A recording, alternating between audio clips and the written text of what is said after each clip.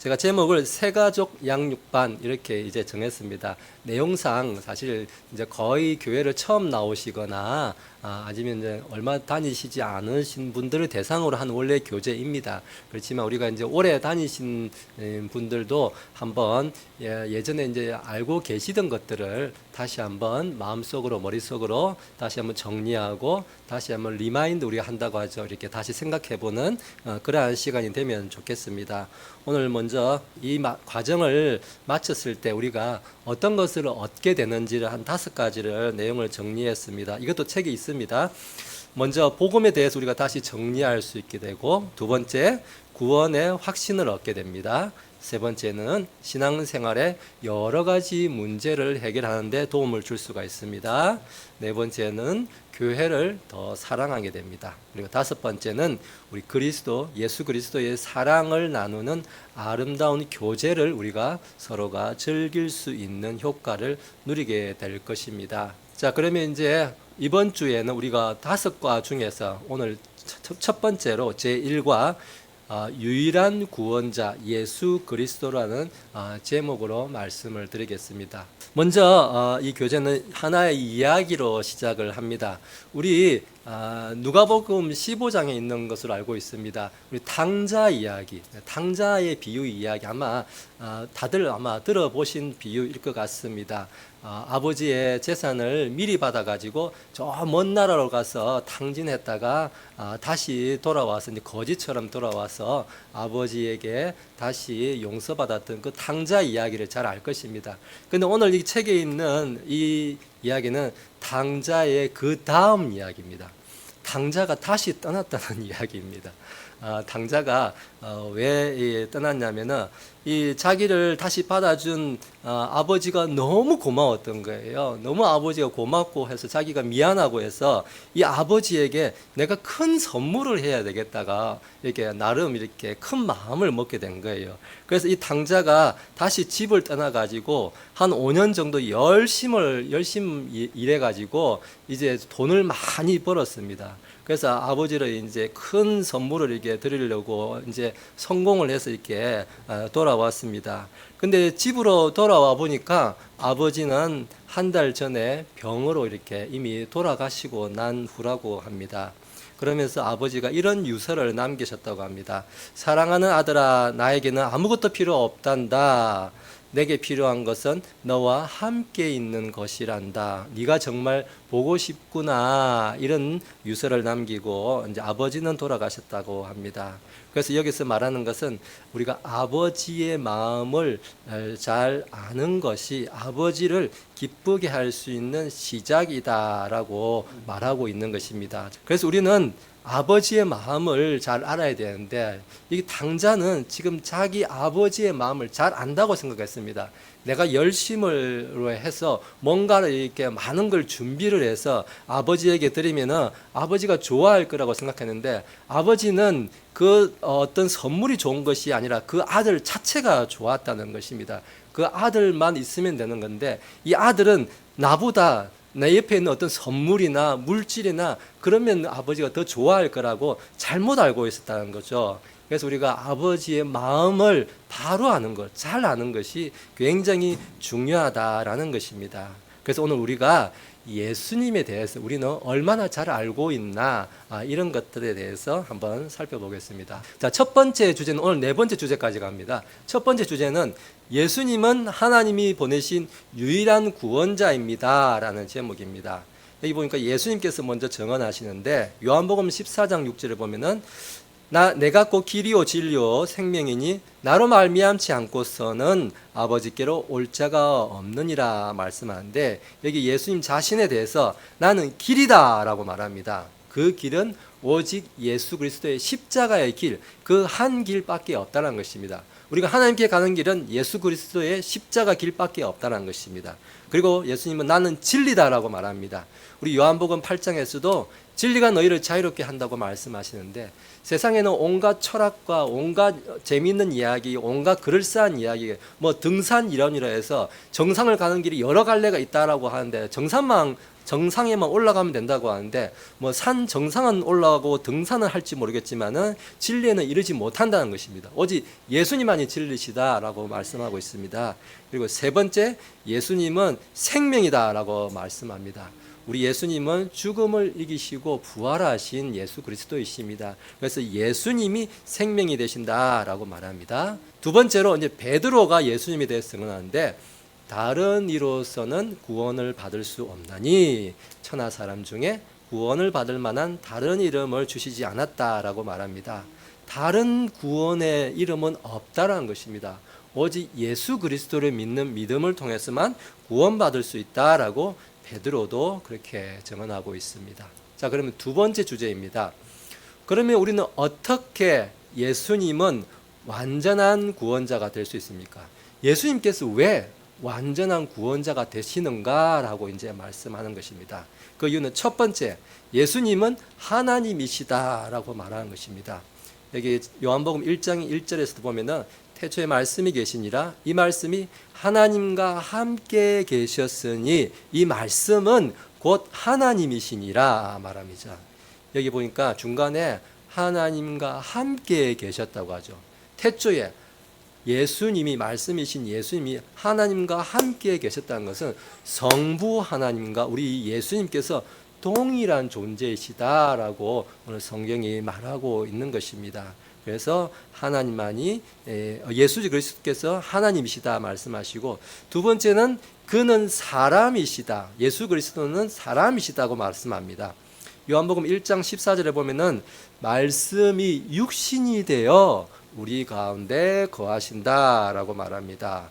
예수님께서 육신의 몸을 입으시고 우리 가운데 오셨다고 말하는데, 우리 예수님은 영지주의자들은 예수님은 육을 입지 않았다, 영으로 오셨다 이렇게만 주장합니다.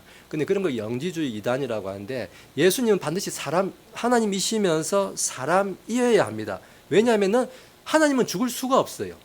우리를 대신해서 반드시 누군가는 죽어야 되는데 예수님이 죽으시려면 반드시 사람이어야 만다라고 말씀하는 겁니다. 우리 앞에서 1번에서 또 예수님은 하나님이시라고 했죠. 하나님만이 죽었다가 다시 살아날 수 있는 거예요. 죽음을 이길 수 있는 분은 하나님이시기 때문에, 그래서 예수님은 반드시 하나님이어야만 하기도 하고 반드시 사람이어야 하기도 한 이유가 바로 여기에 있는 것입니다. 반드시 살아날 수 있어야 되고 반드시 죽을 수 있는 분, 그래서 하나님이시고 그래서 사람이시다라고 말씀하고 있는 것입니다. 그리고 세 번째, 그러나 예수님은 죄는 없으신 분이다라고 말하고 있습니다. 여기 요한일서 3장 5절에서도 그가 우리 죄를 없애려고 나타나신 것은 너희가 아나니 그에게는 죄가 없느니라 말씀합니다. 예수님께서는 십자가에서 죽으셨지만은 자신의 죄가 아니라 우리 죄인들의 우리의 죄 때문에 대신 죽으신 것이다라고 말씀하고 있습니다. 그래서 우리 오늘 이번에 이 큰 제목처럼 예수님은 우리를 위한 완전한 구원자가 되시는데 하나님이시고 사람이시고 그는 죄가 없으신 분이시다라는 것입니다. 자, 세 번째 이제 큰 주제로 들어가겠습니다. 예수님은 우리를 하시기 위해서 어떻게 하셨습니까? 무엇을 하셨습니까? 라고 이제 말하고 있습니다. 첫 번째는 예수님께서는 십자가에서 죽으셨다라고 말합니다. 갈라디아서 3장 13절에 보면은 그리스도께서 우리를 위하여 저주를 받은 바 되사 율법의 저주에서 우리를 속량하셨다라고 말합니다. 이 속량하셨다, 이 말은 다른 말로 또 대속하셨다 이렇게 말하고 있는데요. 우리가 좀 더 쉽게 말하면은 속량한다는 것은 대신 값을 치르는 거예요. 우리의 죄값을 대신 치르시는 것을 그것을 이제 우리 속량한다 이렇게 표현을 하고 있는 것입니다. 그 값은 무엇이었냐면은 십자가를 우리 대신해서 십자가를 지심으로써 죽으시는 것이 우리를 대속하신 그 값이었던 것입니다. 그래서 우리는 예수님은 우리를 구원하기 위해서 먼저 십자가에서 죽으셨다고 말하고, 두 번째로는 죽으셨지만은 부활하셨다, 부활의 승리를 이루셨다 말합니다. 로마서 4장 25절에 보면은 예수는 우리가 범죄한 것 때문에 내줌이 되고 또한 우리를 의롭다 하시기 위하여 살아나셨느니라 말합니다. 그래서 고린도전서 우리 부활장이라고 하는 이 고린도전서 15장에서는 잠자는 자들의 첫 열매가 되셨다고 하는데, 첫 열매가 되었다는 것은 잠시 후에 큰 수확이 있다는 것입니다. 그 큰 수확에는 우리가 다 참여해서 예수 그리스도의 그 부활의 열매들로 다 우리가 참여하게 된다라고 말하고 있는 것입니다. 자, 우리 세 번째는 예수님이 우리를 구원하기 위해서 무엇을 하셨는가? 세 번째는 승천의 영광을 예수님께서 이루셨다고 하는데, 마가복음 16장 19절에 이렇게 말합니다. 주 예수께서 말씀을 마치신 후에 하늘로 올려지사 하나님 우편에 앉으셨다라고 말합니다. 하나님 우편에 앉으셨다는 거, 이걸 이제 너무 문자적으로만 생각해서 하나님 왼쪽이 아니라 오른쪽에 앉았다 이렇게 해석하는 그런 성경이 바른 해석이 아니에요.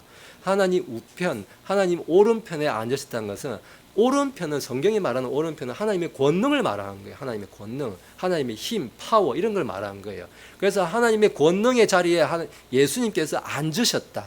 그래서 우리가 아까도 말했지만 오전에도 말했죠. 우리가 삼위일체를 이야기할 때 이게 성부 하나님 따로 앉아 계시고, 성자 하나님 따로 앉아 계시고, 뭐 성령 하나님 따로 이렇게 분리된 세 분으로 이게 말하면은 그걸 삼신론이라고 말씀드렸습니다. 그건 성경적인 삼위일체가 아니에요.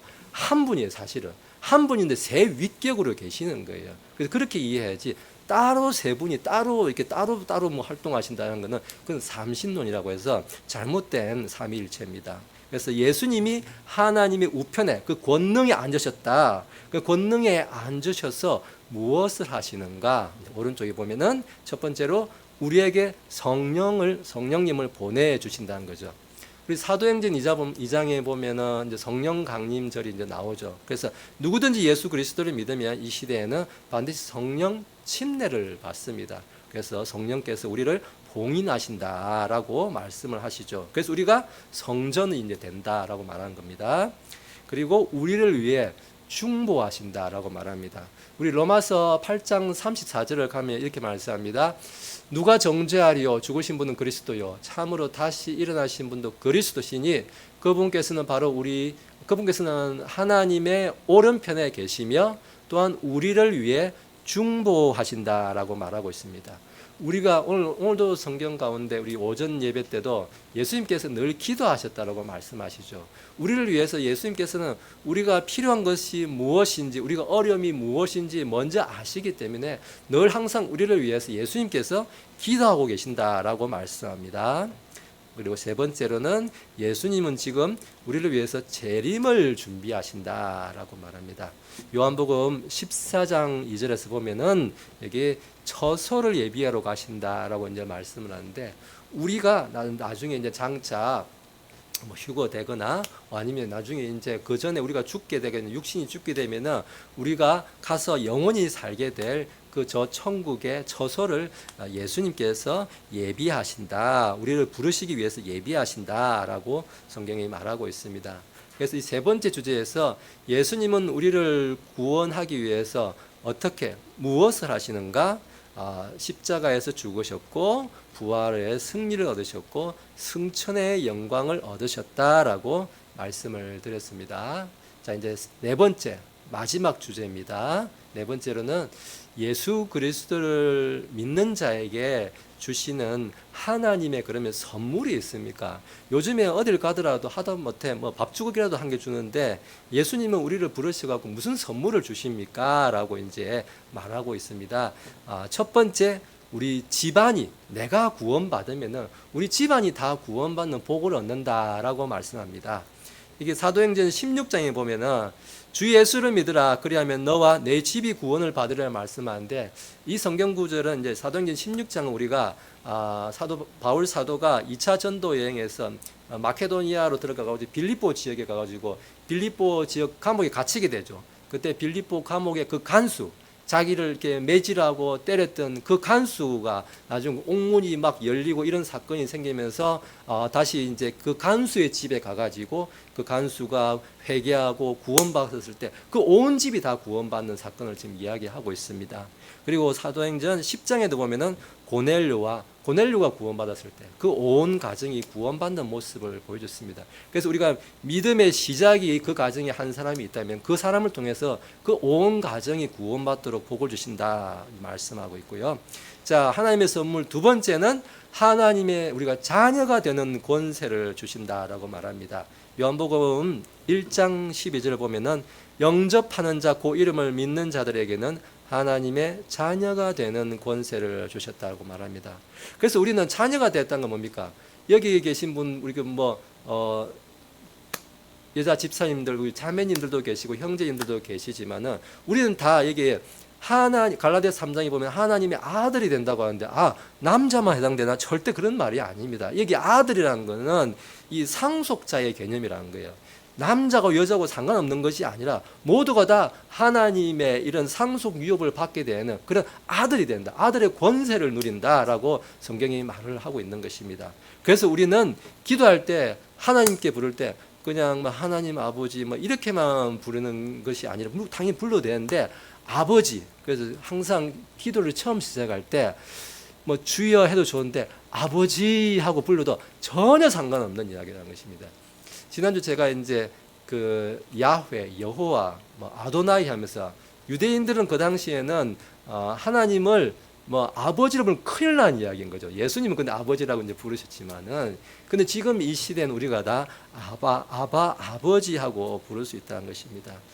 예전에 제가 이제 고향교회에서 그때 제가 중학생 때였는데 이제 어떤 한 분이 하나님에 대해서 너무 두려움이 크고 원래 뭐라고 무속 신앙 같은 게 약간 원래 있으신 분이 이제 약간 교회로 들어와 가지고 너무 기도를 시키니까 너무 하나님에 대한 두려움이 커가지고 오 신이시여 이제 이렇게 하는 기도가 있었습니다. 예, 너무 이제 하나님을 높이고 싶은 마음은 그 마음은 이해를 합니다 우리가. 근데 하나님을 부르면서 오 신이시 하는 거, 하나님은 그런 잡스러운 그런 우리가 신이 아닙니다. 사실 이제 이것만 관련해 조금 더 말씀드리면은 우리 성경 구약 성경에서 하나님을 엘로힘 이렇게도 부릅니다. 이렇게 용어가 히브리어 엘로힘이란 것은 원래 이 유대인들이 가나안 땅에 들어와 보니까 그 가나안 지역에 살던 이방인들이 부르던 그 잡신들의 이름이 뭐였냐? 엘로힘이었어요. 원래는 잡신들의 이름이 엘로힘이에요. 그런데 하나님께서는 근데도 엘로힘이라는 이름을 왜 허락을 하시냐면 하나님은 이름이 없어요. 원래 뭘 사실 부를 게 없어요. 그래서 모세가 제가 누가 저를 보냈다고 바로한테 가서 이야기할 거, 저를 보낸 사람 이름을 뭐라고 할까요? 이제 이렇게 하니까 그 모세한테 나는 스스로 있는 자니라 이렇게 말하는 거야. 나는 스스로 있는 자니라. 그 말은 내 이름이 나는 스스로 있는 자니라 이렇게 긴 이름이 아니래요. 이름을 알려주신 게 아니고 요즘 말로 쉽게 말하면은 그건 너가 알 거 없어 이 뜻이에요. 그건 너가 알아서 뭐 할 거야. 나는 누가 함부로 이렇게 철수야 영이야 천호야 하는 그런 존재가 아니라 너희들끼리 막 부르는 그런 존재가 아니라는 뜻이에요. 또 어떤 사람들이 잘못 알고 스스로 있는 자 I am that I am이 하나님의 이름이다 이렇게 착각을 하는데 하나님이 그렇게 말씀하셨던 건 약간 그걸 뭐라고 표현해서 의역을 했다고 해야 할까요? 약간 이거 둘러서 말씀하신 거예요.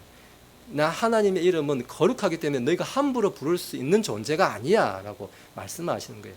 바로가 뭐라고 나를 부를 수 있는 존재가 아니야. 자신의 그만큼 하나님은 높으신 분이고 거룩하신 분이고 우리가 말로 표현할 수 없는 분이라는 그런 의미로 우리가 사실은 이해해야 되는 거예요. 너무 그래서 이게 문자에 갇히면 사실 좀 하나님을 이렇게 좀 더 많이 알지 못하는 상태예요. 자, 우리가 지금 네 번째 예수 그리스도를 믿는 자에게 주시는 하나님의 선물은 세 번째 우리가 영생을 얻게 된다 말씀하고 있습니다. 요한복음 6장에서도 보면은 진실로 진실로 너희에게 이르노니 믿는 자는 영생을 가졌나니 이렇게 말합니다. 요한복음 5장에서도 그래서 우리가 사망에서 생명으로 옮겨졌다라고 말하고 있습니다. 그래서 여기 계신 분들도 저도 마찬가지고 우리가 다 예수 그리스도를 다 믿는 사람입니다. 믿는 분들은 오늘 내가 믿었다가 내일 다시 구원을 취소하고 그 다음날 다시 믿고 이런 게 아닙니다. 한 번 믿으면 영원히 우리는 예수 그리스도 안에 구원에 이제 옮겨졌기 때문에 우리가 나가고 싶다고 해서 나가지는 게 아닌 거예요. 왜요? 이 구원을 하나님께서 붙드시고 계시기 때문에 아무도 빠져나갈 수가 없다는 거예요. 내가 나가고 싶다고 나가지는 것도 아니라는 거예요. 한 번 구원받으면 그래서 영원히 구원받는다라고 우리가 그렇게 믿고 있는 것입니다. 오늘 이제 준비한 교재는 여기까지인데 다음 슬라이드를 이제 보시면 더 재미있습니다. 다음 슬라이드. 예, 이번 주 과제가 있습니다. 예. 두 가지가 있는데요. 먼저 여기 보면은 여기 책에도 다 있는 내용인데 제가 마음대로 정한 게 아니고 첫 번째는 신앙 간증문을 써오기라는 것입니다. 오늘 이 말씀들을 이렇게 듣고 집에서 한번 이렇게 한 번 더 들으셔도 좋고요. 그래서 예수님에 대해서 예수님이 하신 일, 내가 받게 되는 은혜가 무엇인지 이런 것들을 생각하면서 나의 짧은 정말 신앙 간증물, 예수 그리스도를 믿게 된 후로 내 삶의 변화라든지 확신이라든지 이런 것들을 여기 보면 아마 교재가 좀 넓은 면이 있을 거예요. 여기다가 이렇게 좀 짧게 한 10줄 정도 이렇게 짧게 쓸 수 있는 것도 그것도 큰 능력입니다. 그것도 큰 재능입니다. 이렇게 주저리 막 길게 쓰는 건 다 쓸 수 있습니다. 근데 짧게 핵심을 쓸 수 있는 것도 굉장한 이것도 재능인데요. 그래서 자기 신앙 간증문을 한번 이렇게 써오시면 좋을 것 같습니다. 두 번째로는 우리가 매일입니다. 요한복음을 한 장씩 이제 읽기 이제 저도 읽겠습니다. 같이 요한복음을 한 장씩 계속 이렇게 읽어 나가면 우리가 5주 한독에서 5장만 읽지 말고 이왕 읽었으니까 최소한 하루 한 장씩 읽고 요한복음은 끝까지 한번 이렇게 쭉 한번 읽어보는 그러한 시간이 되면 좋겠습니다. 자, 여기까지 해서 오늘 우리 새가족 양육반 모임을 첫 번째 시간을 마치도록 하겠습니다. 다 같이 기도하시겠습니다. 거룩하신 하나님, 오늘 첫 순서로서 이 새가족 양육반 통화에서 예수님께서 누구신지, 예수님께서 무엇을 하셨는지, 우리가 예수님께서 하신 일로 말미암아 어떤 은혜를 얻게 되었는지를 살펴보았습니다. 우리가 다 예수님을 안다고 늘 생각했던 것들 오늘 이 시간을 통하여서 다시 한번 생각하고 우리 마음속에 이런 것들이 아버지 분명하게 또 그리고 명확하게 자리 잡힐 수 있도록 하나님 이 5주간 시간 동안 우리를 더 늘 바른 길로 인도하여 주옵소서. 또 오늘도 아버지 마치고 또 집으로 돌아가는 시간까지도 하나님께서 함께해 주시고 지켜 주옵소서. 예수님의 이름으로 기도드립니다. 아멘.